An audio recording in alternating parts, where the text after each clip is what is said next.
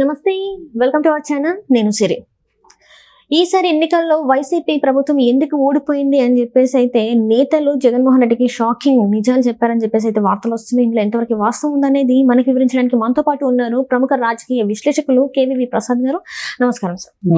Sir, మనం చూస్తుంటే నిన్న మొన్నటి దాకా ఎవరు కూడా జగన్మోహన్ రెడ్డిని కలవడానికి కూడా ప్రయత్నించలేదు. అయితే ఎటకేళ్ళకైతే అందరూ కలిసి జగన్మోహన్ రెడ్డి గారు అంటే ఈ ప్రభుత్వం ఎందుకు కూలిపోయింది అనేది వాళ్ళు విశ్లేషించి జగన్మోహన్ రెడ్డి గారికి వివరించే ప్రయత్నం చేశారంటే అసలు ఏమై ఉంటుంది సార్? అంటే వాళ్ళు ఏం చెప్పు ఉంటారు? ఏం లేదమ్మా, అంటే వీళ్ళ యొక్క వాదన ఏంటంటే మనం ఏదో బటన్ నొక్కుతున్నాం, కొన్ని సంక్షేమ పథకాలు చేస్తున్నాం కాబట్టి ప్రజలంతా మన వైపు ఉన్నారని భ్రమల్లో ఉన్నారు. కానీ ప్రజలు దీనికి భిన్నంగా కోరుకున్నారమ్మా. వాళ్ళు మంచి సాగునీరు, తాగునీరు, ఉపాధి కల్పన, ప్లస్ పనులు కావాలి వాళ్ళకి. వివిధ రంగాల్లో పనిచేసే వాళ్ళు, భవన కార్మికులు కానీ, పెయింటింగ్ కాంట్రాక్టర్స్ కానీ, ఎవరైనా సరే, సో ప్లంబర్స్, ఎలక్ట్రీషియన్స్, ఈ విధంగా రకరకాల కుల వృత్తుల్లో ఉన్నవాళ్ళు, రకరకాల చిన్న చితగా ఉద్యోగాలు చేసుకునే వాళ్ళు, చిన్న చితగా కాంట్రాక్టులు చేసుకునే వాళ్ళు, వాళ్ళందరూ కూడా ఉపాధి కోల్పోయారు పూర్తిగా.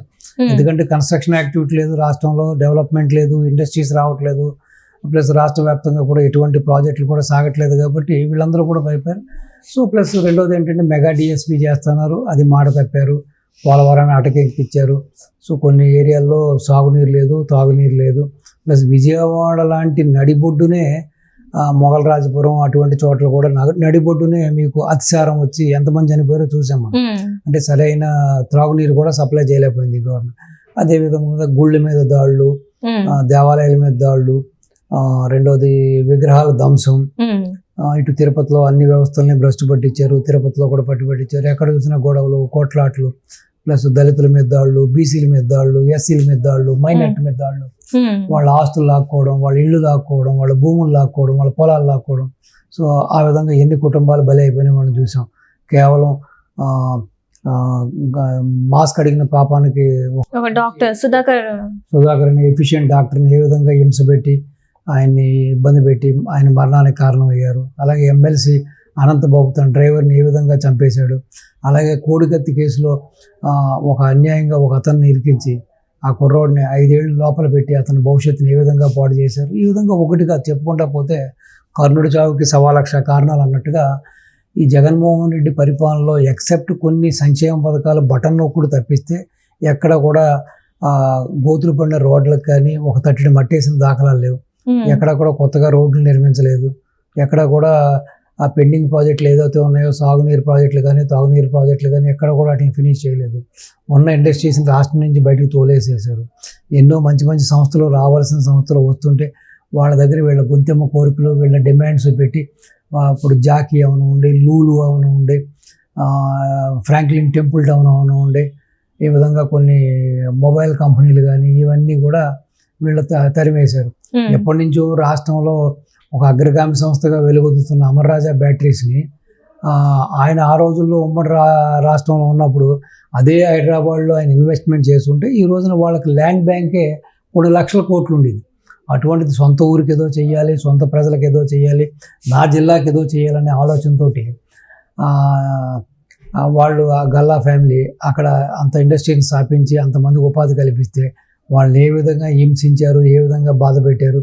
అక్కడి నుంచి ఇటు తెలంగాణగా సంస్థ తరలిపోయే వరకు కూడా వాళ్ళు నిద్రపోలేదు. ఈ విధంగా చూసుకుంటుంటే ఎన్నో కారణాలమ్మా. శాండ్ పేరుతో మోసం, మాఫియా, శాండ్, ల్యాండ్, వైన్, ఈ విధంగా అన్ని రకాలుగా వాళ్ళ యొక్క కల్తీ మద్యం అమ్ముతూ ప్రజల ప్రాణాలతోటి చెలగాటు వాడుతూ ఎంతో మంది పుస్తులు దిగిపోయినాయి, ఎంతో మంది అనారోగ్యం పాలైపోయారు, ఎంతో మంది లక్షల మంది ప్రాణాలు పోగొట్టుకున్నారు. సో ఈ విధంగా ఎక్కడ కూడా ఒక పాజిటివ్ నోట్ లేదు వీళ్ళ మీద. కేవలం ఏదో కుక్కకి బిస్కెట్లు వేస్తున్నట్టుగా ఏదో పథకాలు ఇస్తున్నాము, ఫ్రీ పథకం ఇస్తున్నాం అని ఆలోచించారు. కానీ దాంతో ఏదో మేము మళ్ళీ నగ్గుతామని అదే మాకు శ్రీరామ రక్ష అనుకున్నారు. కానీ క్షేత్ర స్థాయిలో ఇన్ని రకాలుగా వీళ్ళు ఫెయిల్ అయ్యారు. కాబట్టి ఎక్కడ కూడా లా అండ్ ఆర్డర్ లేకుండా పోయింది. ప్రతిపక్ష నాయకులకి స్వేచ్ఛ లేదు, కార్యకర్తలకు స్వేచ్ఛ లేదు.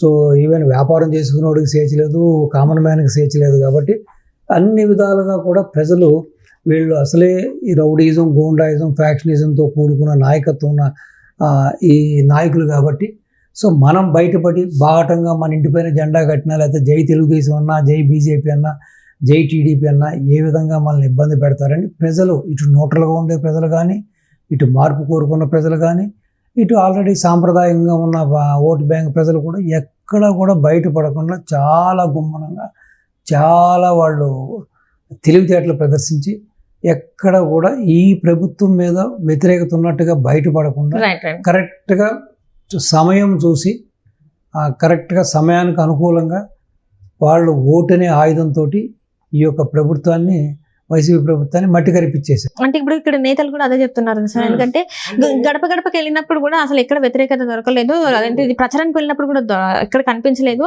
ఓన్లీ ఓటేసేటప్పుడే కనిపించింది, అది మేము పసిగట్టలేకపోయాము అని చెప్పేసి. అంటే జనాలు ముందే ప్లాన్ చేసుకున్నారు అనుకోవచ్చా మనం? అంతేనమ్మా. మొత్తం ఇప్పుడు ఒక్క చోట అయితే పర్లేదు కదమ్మా, మొత్తం ఎంటైర్ ఆంధ్రప్రదేశ్లో మీకు ఒక ఉద్యోగస్తులు అయితే కొంచెం బాహటంగా బయటపడ్డారు, రోడ్డు మీదకి వచ్చారు, ధర్నాలు చేశారు, రాస్తారోకోలు చేశారు, గొడవలు చేశారు. కానీ మిగతా వర్గాలు ఎవ్వరు కూడా బయటపడలా. మిగతా వర్గాలు ఎవ్వరు కూడా వాళ్ళ యొక్క వ్యతిరేకతను కానీ, వాళ్ళ అసంతృప్తిని కానీ బయట పెట్టుకోలే. మేము మీకు ఈసారి ఓటు వేయం, మీకు ఓటు వేయట్లేదు, మా మద్దతు మీకు లేదని ఎవ్వరూ చెప్పలా. సో ఎవరు అడిగినా సరే లేదు మా ఓటు మీకే అని చెప్పారు. ఎలక్షన్ అయిన తర్వాత ఇదే చెప్పారు, ఎలక్షన్ ముందు చెప్పారు. దానివల్లనే వీళ్ళందరూ ఏమనుకున్నారంటే ఓవర్ కాన్ఫిడెన్స్తో ఉన్నారు. జగన్మోహన్ రెడ్డి కానీ, జగన్మోహన్ రెడ్డి ఒక అనుచరగణం కానీ, వాళ్ళ యొక్క మంత్రివర్గం కానీ, వాళ్ళ ఎమ్మెల్యేలు, ఎంపీలు కూడా ఏమనుకున్నారంటే 100% మళ్ళీ మంది అధికారం, వైనాట్ 175 అని, మాది అధికారం అని విర్రవీగిపోయారు. సో ఇక్కడ ప్రపంచ చరిత్రలోని ఒక వింతైన అరుదైన దృశ్యం ఏంటంటే అమ్మా, సాధారణంగా ఏ రాజకీయ నాయకుడన్నా ఏదో విధంగా ప్రజల్ని మభ్యపెడతాడు, ప్రజల్ని మోసం చేస్తాడు, ప్రజల్ని లోపరుచుకుంటాడు. కానీ ఇక్కడ first time in history of politics, అంటే వరల్డ్ వైడ్ కూడా తీసుకుంటే కూడా, ఒక జనాలు జగన్ని మోసం చేశారు. అంతే కదా. ఇప్పుడు ఆరా మస్తాను లాంటి అంత తెలివైన ఒక సెఫాలజిస్ట్ కూడా లేదు 100% వస్తుందని చెప్పాడు. సో అదేవిధంగా ఈ నాయకులు కూడా చాలా ఓవర్ కాన్ఫిడెన్స్తో ఉన్నారు.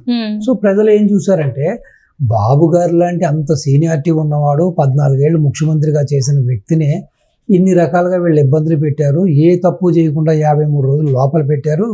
అలాగే పవన్ కళ్యాణ్ గారిని ఏ విధంగా ఇబ్బంది పెట్టారు, మిగతా నాయకులను ఏ విధంగా పెట్టారు, రాష్ట్రాన్ని ఏ విధంగా రాచి రంపాన పెట్టారు. కాబట్టి మనం సామాన్యులం కాబట్టి ఇప్పుడు రఘురామరాజు లాంటి అంత పెద్ద వ్యక్తిని కూడా ఏ విధంగా వాళ్ళు టార్చర్ పెట్టి మ్యాన్ హ్యాండిల్ చేసి కొట్టి హింసించారో మనం చూసాం. సో అటువంటిప్పుడు ప్రజలు ఏమనుకున్నారంటే, ఇక మనం సామాన్యులం, సో వీళ్ళందరితో పోలిస్తే మనం చాలా చిన్నవాళ్ళం, సో డెఫినెట్గా మనం ఓటు వేయము, ఈసారి మీకు మద్దతు మాది లేదని చెప్తే ఏ అరాచకం చేస్తారో, ఏ ప్రాణాలు తీస్తారో, లేకపోతే వాళ్ళ ఆస్తులు ధ్వంసం చేస్తారో, మనకు రక్షణ లేకుండా పోతుందేమో అని చెప్పి లాస్ట్ వరకు కూడా ఒగ్గబట్టుకుని ఎక్కడ కూడా వాళ్ళ హావభావాలు కానీ, వాళ్ళ మనసులో ఉన్న అభిప్రాయాలు కానీ వ్యక్తపరచకుండా కరెక్ట్గా మా బ్యాలెట్ దగ్గర వాళ్ళ అభిప్రాయాన్ని వ్యక్తపరిచారమ్మా. సో అది శరాగతంగా తగిలింది వీళ్ళకి. అసలు వీళ్ళు ఊహించలేదు. వీళ్ళు ఎవరు అడిగినా మేము మీకే ఓటు అంటున్నారు, ఎవరికి వేసామంటే మీకే వేసామంటున్నాడు. ముందు మాట అదే చెప్పాడు, వెనకాల అదే చెప్పాడు. సో చివరికి వచ్చేటప్పటికి ఈ యొక్క ఊహించని పరిణామంతో, ఊహించని ఈ యొక్క రిజల్ట్ తోటి అందరూ అవాక్ అయ్యారు. ఈరోజు తల్లబట్టు కూర్చుంటున్నారు. సో ఇప్పటికీ కూడా వాళ్ళకి ఇంకా జ్ఞానోదయం అవ్వట్లేదు. ఇప్పటికీ కూడా ఏదో రకరకాల వ్యాఖ్యానాలతోటి, రకరకాల ఊహలతోటి ఇంకా కూడా వాళ్ళు రియాలిటీకి దగ్గరగా రావట్లేదమ్మా. ఒకడేమో ఏదో ట్యాంపరింగ్ చేశారంటాడు, ఈవీఎంలు, ఒకడు మోసం చేసింది అంటాడు, ఏదో అదేదో అని చెబుతాడు. కానీ మనం చేసిన ప్రజాకంటకాలు ఏం చేసాం, ప్రజలకు వ్యతిరేకమైన కార్యక్రమాలు ఏం చేసాం, ప్రజలను ఏ విధంగా ఇబ్బంది పెట్టాం, రాష్ట్రాన్ని ఏ విధంగా అధోగతి పాలు చేసాం. సో దీనివల్ల మనకి ఈ ప్రజలు ఈ తీర్పు ఇచ్చారనేది ఇంకా కూడా పూర్తిగా వాళ్ళకి ఆ రియలైజేషన్ లేదు, ఆ యొక్క వాళ్ళ ఆ పరివర్తన కూడా లేదు. సో కాబట్టి ఒక విధంగా చెప్పాలంటే ఇది పూర్తిగా జనాలకి, జగన్కి జరిగిన యుద్ధం అమ్మ. ఆ యుద్ధంలో జనాలు నగ్గారు. సో డెఫినెట్గా ఇక మీదట రాష్ట్రం రామరాజ్యంగా మారుతుంది. ఏదైతే రావణ రాజ్యం నుంచి మన రామరాజ్యంగా మారబోతుంది. సో ప్రజలు హ్యాపీగా ఉండాలని, ఇక మీదట రాష్ట్రం అభివృద్ధి చెందాలని. So once again all the best to AP. Right, thank you so much sir. నమస్తే.